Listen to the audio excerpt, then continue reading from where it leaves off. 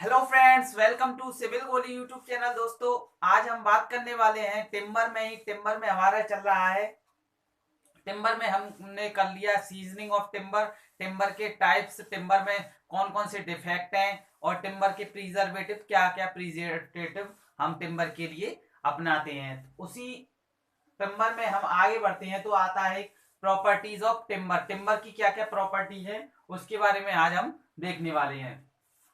तो देखिए, इलास्टिसिटी आता है एक प्रॉपर्टी टिम्बर की। इलास्टिसिटी जैसे आप स्टील में भी जानते हो कि एक अपनी जो जैसे उस पे लोड लगाया किसी भी मटेरियल पर, स्टील को ले लो, जैसे स्टील पर लोड लगाया तो वो कुछ डिफॉर्म होगी।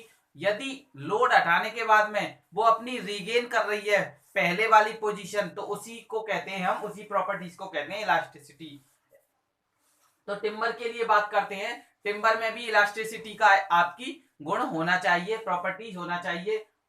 इलास्टिसिटी किसके लिए देखते हैं, जैसे कि हमें वुडन स्लीपर बनाने हैं रेलवे के लिए, क्रिकेट की बैट बनानी है, तो क्रिकेट की बैट के लिए भी जब उस पर बॉल हिट करेगी तो वो कुछ डिफॉर्म होगा। देन बॉल हिट करने के बाद में वो अपनी रीगेन कर ले पोजीशन पहले वाली, तो उसी को कहेंगे इलास्टिसिटी। ठीक है दोस्तों।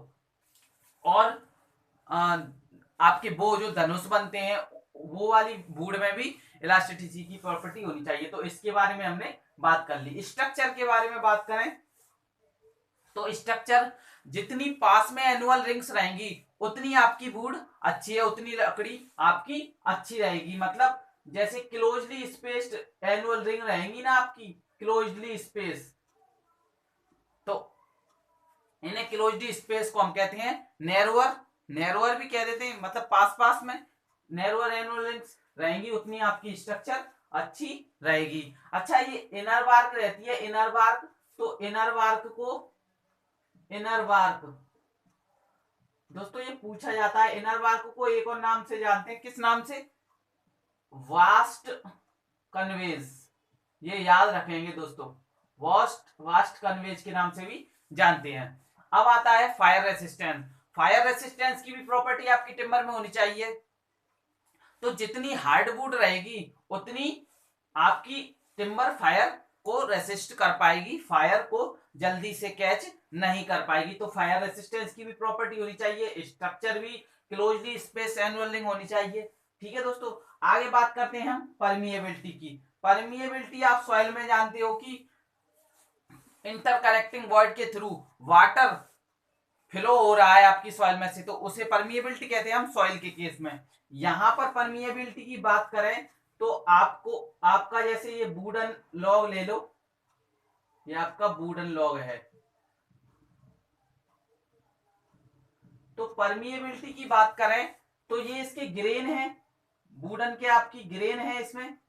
तो परमिएबिलिटी अलोंग दी ग्रेन, मतलब ग्रेन की डायरेक्शन में परमिएबिलिटी ज्यादा रहती है कंपेयर टू बात करें across the grain, across the grain, यानी ये तो आपकी अलोंग दी ग्रेन हो गई, इसकी बात करें हम तो ये तो आपकी अलोंग दी ग्रेन हो गई। ठीक है दोस्तों। और अक्रॉस दी ग्रेन बात करें तो कुछ ऐसे आएगी परमिएबिलिटी, वुडन के लिए बात करें तो along the grain is more than across the grain. ठीक है दोस्तों। अब साउंडनेस की बात करते हैं। साउंडनेस, तो साउंडनेस की बात करते हैं हम, एक तो सीमेंट में भी बात करते हैं, एग्रीगेट में भी बात करते हैं और ब्रिक्स में भी बात करते हैं। ब्रिक्स में साउंडनेस का मतलब वॉल साउंड से ही है, जबकि हम बात करें सीमेंट में साउंडनेस हम दूसरे वे में पढ़ते हैं। सीमेंट में किस लिए पढ़ते हैं कि सीमेंट कितना साउंड है, मतलब उसमें एक्सपांशन कितने हो रहे हैं सेट होने के बाद में, सीमेंट में हम देखते हैं। तो सीमेंट में कौन सा हम अपैरेटस यूज करते हैं साउंडनेस के लिए, तो वो बताया है हमने आपको वीडियो में, लीच एटेलियर अपैरेटस। कुछ ऐसा रहता है देखने में, आप देख पा रहे हो जैसे कुछ ऐसा आप देखते हो लीच एटेलियर। ठीक है दोस्तों। यहां हम देखते हैं उसमें कितना एक्सपांशन हुआ। ठीक है दोस्तों।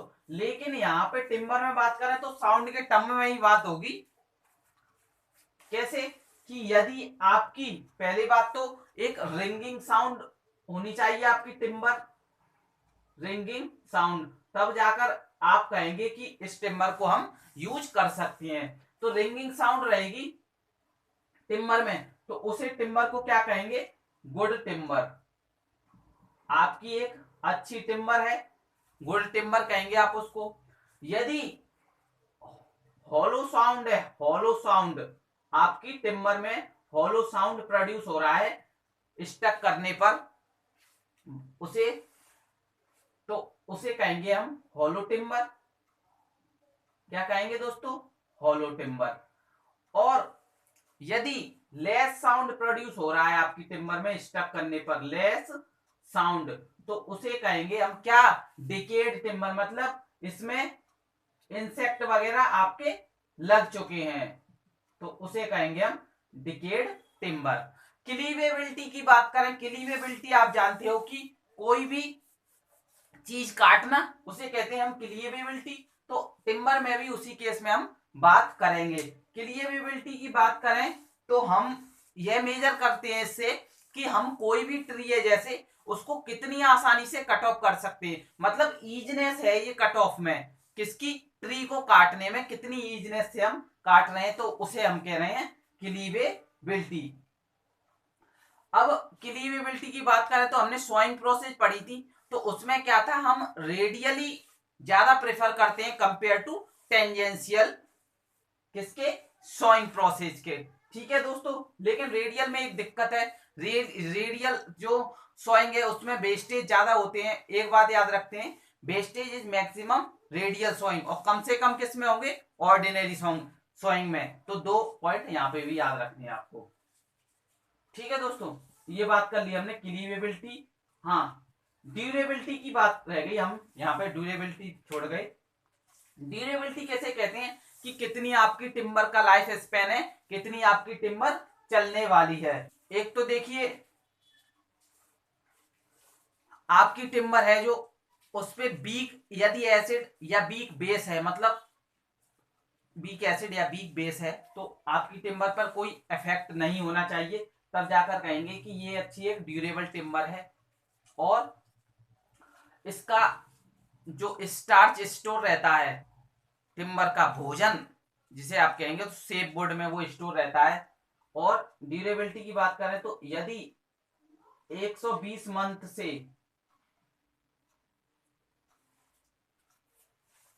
ज्यादा लाइफ है आपकी टिम्बर की, तो उसे कहेंगे हम, क्या कहेंगे दोस्तों, high high high durable, high durable. और यदि 60 से तो, लेकिन तो ज्यादा है, लेकिन 120 से कम है, क्या मंथ में बात करें,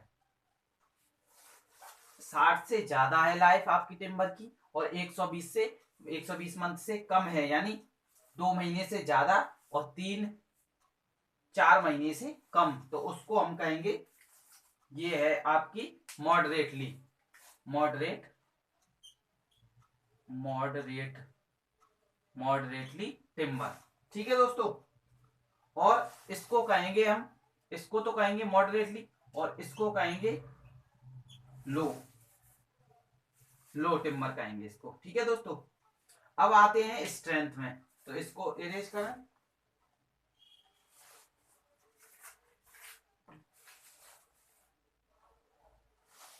अब आते हैं दोस्तों स्ट्रेंथ में। स्ट्रेंथ में बात करें तो आप जानते हो एक रहती है आपकी टेंसाइल, एक रहती है कौन सी, बेंडिंग, एक रहती है कंप्रेसिव स्ट्रेंथ, और एक पढ़ते हो आप शियर स्ट्रेंथ। ठीक है दोस्तों, तो क्या है देखिए कि टेंसाइल की बात करें तो आपकी टेंसाइल स्ट्रेंथ ज्यादा रहती है, देन उससे कम रहती है बेंडिंग, बेंडिंग से कम रहती है कंप्रेसिव स्ट्रेंथ, और कंप्रेसिव स्ट्रेंथ से भी कम रहती है आपकी shear strength.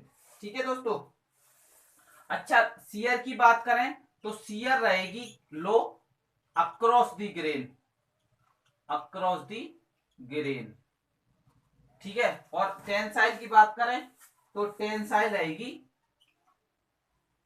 More along the grain, ठीक है दोस्तों, ये अलोंग द ग्रेन ज्यादा रहती है। आगे बात करें हम यंग मॉडुलस ऑफ टिम्बर की, तो देखिए यंग मॉडुलस आप जानते हो क्या होता है, स्ट्रेस और strain. Young modulus is equal to stress upon strain. तो इसकी वैल्यू याद रखेंगे केवल 5.6 किलो न्यूटन पर mm स्क्वायर से ग्रेटर और इक्वल किससे रिप्रेजेंट करते हैं हम, ई से, और 9.8 किलो न्यूटन पर mm स्क्वायर से कम। मतलब 5.6 किलो न्यूटन पर mm स्क्वायर से लेकर 9.8 किलो न्यूटन पर mm स्क्वायर तक यदि यंग मॉडुलस आपको मिल रही है आपकी टिम्बर की, तो आप कहेंगे कि ये अच्छी टिम्बर है। और वहीं पर हम बात करें मेगा पास्कल में तो 5600 मेगा पास्कल से 9800 मेगा पास्कल। अच्छा, ये जो है यंग मॉडुलस ये बेंडिंग में है, बेंडिंग में आप बता रहे हो इतनी वैल्यू, ठीक है दोस्तों। अब बात करें स्पेसिफिक ग्रेविटी की, तो स्पेसिफिक ग्रेविटी आपको पता है कि डेंसिटी ऑफ टिम्बर और डेंसिटी ऑफ वाटर, यही हम फ्लूइड में पढ़ते हैं। डेंसिटी किसी लिक्विड की स्पेसिफिक ग्रेविटी निकालनी है फ्लूइड की, तो density of fluid upon density of standard fluid क्या मानते हैं, स्टैंडर्ड फ्लूइड वाटर। तो डेंसिटी ऑफ टिम्बर को किससे शो करेंगे हम, तो रो टी से कर लो, और density of water rho water, specific gravity. तो ये आपका ये फॉर्मूला हो गया स्पेसिफिक ग्रेविटी का। अब इसकी वैल्यू की बात आती है, वैल्यू की बात करें तो एस जी की वैल्यू लाई करती है आपकी 0.3 से तो ज्यादा, क्योंकि ये यूनिट लेस क्वांटिटी होती है, और 0.9 से लेस देन या इक्वल टू, ये आपकी एस जी की वैल्यू रहती है। मैक्सिमम की बात करें, मैक्सिमम कहां तक जा सकती है, तो ये 1.54 तक आपकी स्पेसिफिक ग्रेविटी मैक्सिमम रहती है। दोस्तों ये पिन पॉइंट हम केवल पढ़ रहे हैं एग्जाम पॉइंट ऑफ व्यू से। यूपी ट्रिपल एससी का एग्जाम है जो आपका 19 दिसंबर 2021 संडे को, तो उसके रिगार्डिंग हम ये पढ़ रहे हैं इन पिन पॉइंट को, ठीक है दोस्तों। क्वालिटी फैक्टर की बात करें तो quality factor compressive strength, compressive strength upon gamma bulk, यानी यूनिट वेट ऑफ वाटर, या गामा बल्क हम जिसको कह देते हैं गामा बल्क, ठीक है दोस्तों। अब क्या है कि कंप्रेसिव स्ट्रेंथ जैसे जैसे बढ़ेगी तो डेंसिटी कम होगी, ऑब्वियस सी बात है। एक न्यूमरेटर में बढ़ाएंगे तो डिनोमिनेटर में आपको कम करनी पड़ेगी। अच्छा, क्वालिटी फैक्टर बताता क्या है, क्वालिटी फैक्टर ये बता रहा है कि कम से कम वजन में, कम से कम वजन में कौन सा पेड़ कितनी ताकत, ज्यादा से ज्यादा ताकत दे सकता है ये पेड़ हमको। तो कम से कम वजन में कितनी ताकत कौन सा पेड़ दे सकता है, उस टर्म्स में बात करेंगे हम क्वालिटी फैक्टर की।